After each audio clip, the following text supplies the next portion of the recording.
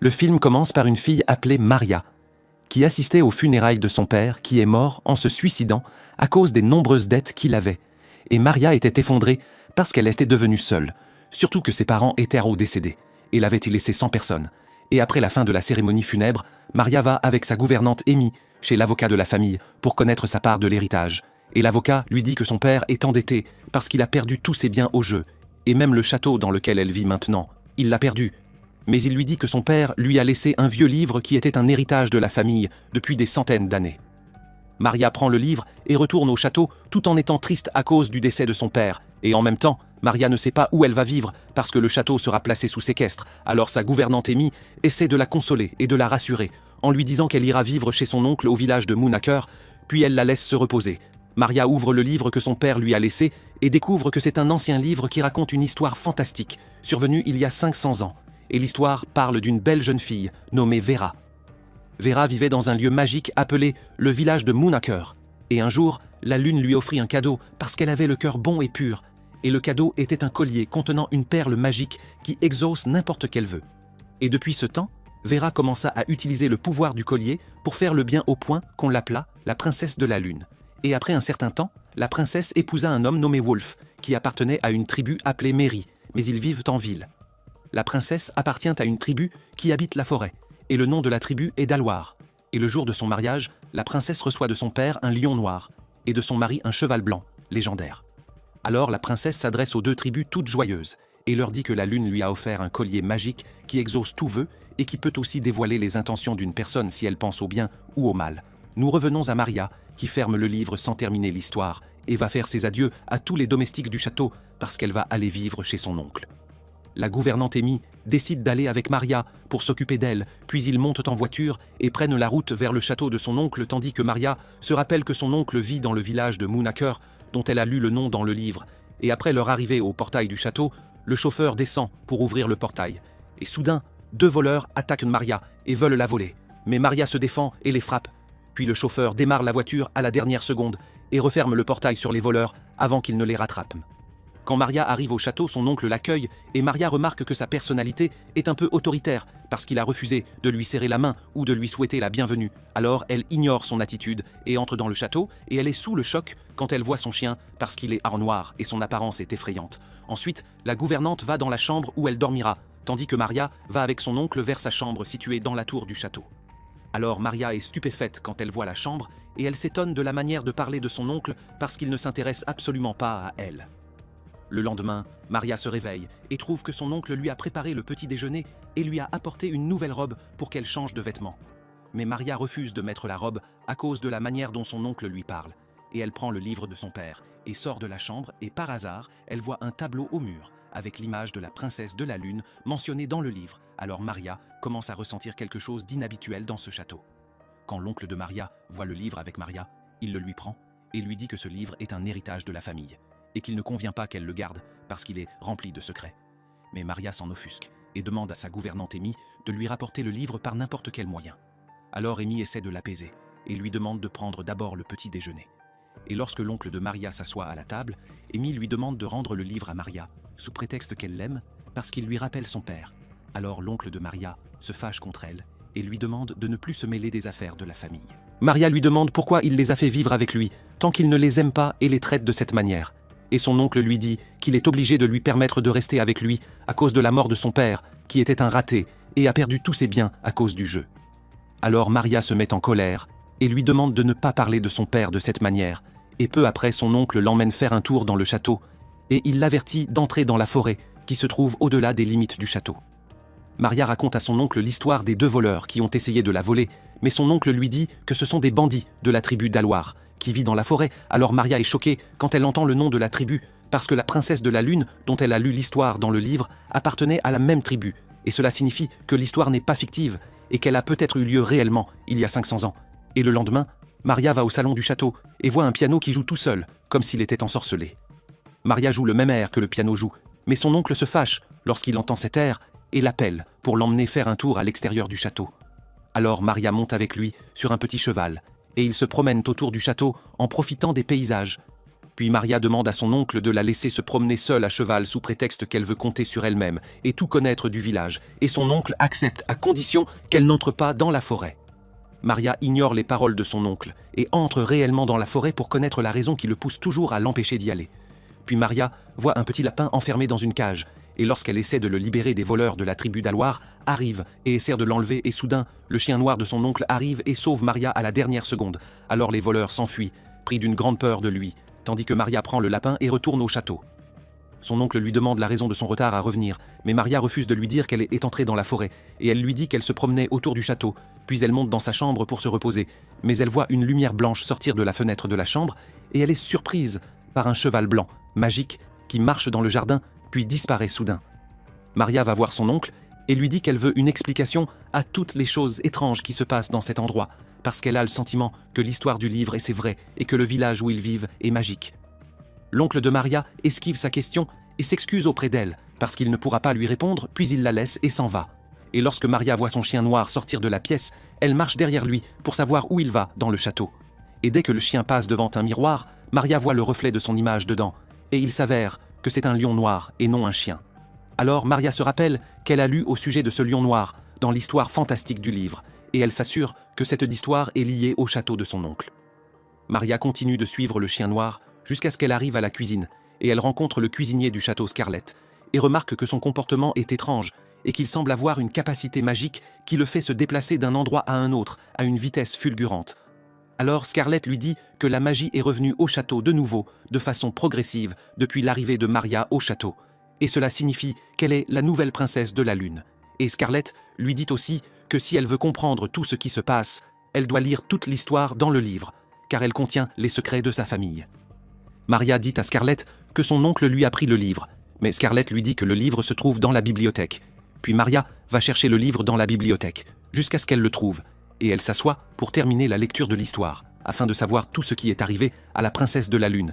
Et elle découvre que le père de la princesse et son mari ont convoité le collier magique et ont voulu le voler à la princesse pour exaucer tous leurs vœux et l'utiliser pour satisfaire leurs désirs personnels. La princesse décide alors d'utiliser sa magie et elle jette une malédiction sur le village de Moonaker, et elle leur dit que le village sera détruit à l'apparition de la 5e lune et qu'aucun habitant du village ne pourra jamais en sortir jusqu'à l'apparition de la nouvelle princesse de la Lune, qui les libérera de la convoitise et de l'avidité tapie dans leurs âmes. Scarlett dit à Maria qu'elle est la nouvelle princesse de la Lune et que sa mission est de trouver le collier magique puis de le jeter à la mer avant l'apparition de la 5e lune, afin qu'il ne détruise pas entièrement le village. Et Scarlett lui conseille que si elle veut sauver le village, elle doit conclure un traité de paix entre la tribu d'Aloir et son oncle, parce que le conflit qui existait entre leurs ancêtres dans le passé est la vraie cause de la malédiction, et tout cela à cause de leur convoitise pour le collier magique. Maria s'emporte parce qu'elle ne pourra pas porter une si grande responsabilité, alors elle s'assoit seule et calcule le temps de l'apparition de la lune depuis le jour de la malédiction jusqu'à maintenant, et elle découvre que la 5e lune apparaîtra après 1 semaine, et cela signifie que le village est sur le point d'être détruit. Puis elle prend ses vêtements de la chambre et sort du château pour commencer à chercher le collier magique au plus vite. Et lorsqu'elle entre dans la forêt, elle entend quelqu'un s'approcher d'elle. Alors elle se cache dans une grotte pour que personne ne la voie. Et soudain, une femme nommée Loveday apparaît et elle reconnaît Maria parce qu'elle a vu sa photo auparavant dans la chambre de son oncle. Loveday emmène Maria chez elle, dans la grotte, et lui dit qu'elle sait tout sur elle et qu'elle veut l'aider à sauver le village avant qu'il ne soit détruit. Et elle lui dit aussi que la boîte qui contient le collier magique se trouve chez la tribu d'Aloir dans la forêt.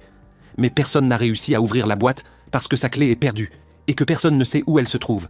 Alors Maria se rappelle qu'elle a vu la clé dans le livre et elle demande à Loveday de la conduire à la tribu d'Aloir pour leur voler la boîte. Loveday conduit Maria au palais de la tribu, puis la laisse et s'en va. Alors Maria est contrainte d'entrer seule dans le palais, mais les gardes la voient et l'arrêtent et l'emmènent devant le chef de la tribu appelé Robert. Alors Maria lui donne la clé de la boîte en échange de sa libération. Mais elle est surprise quand Robert lui dit que la boîte est vide et qu'il n'y a pas le collier magique dedans. Et il lui dit aussi que sa famille est une famille de voleurs et que ce sont eux qui ont volé le collier il y a des centaines d'années, et il ordonne à ses hommes de l'enfermer seul dans une cellule. Maria essaie de trouver n'importe quel moyen pour s'échapper de l'endroit et par hasard, elle voit le cheval magique qui lui apparaît toujours. Alors elle enlève sa robe et la suspend à l'ouverture du plafond pour distraire l'attention des gardes et les amener à ouvrir la cellule pour s'assurer de sa présence. Alors le garde ouvre la cellule, mais Maria profite de l'occasion et s'échappe de la prison, mais malheureusement tous les gardes la voient et se mettent à courir derrière elle jusqu'à ce qu'ils l'encerclent devant le mur du palais.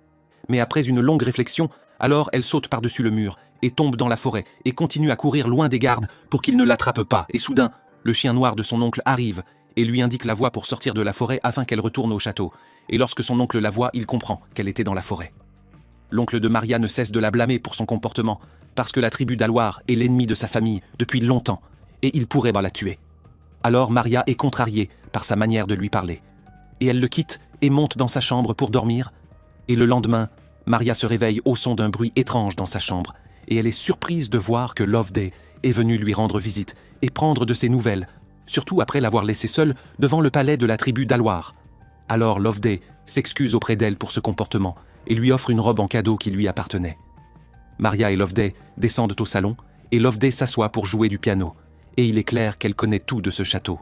Et lorsque Maria se tient devant le miroir, elle voit une vision du passé de Loveday et elle découvre qu'elle était la fiancée de son oncle.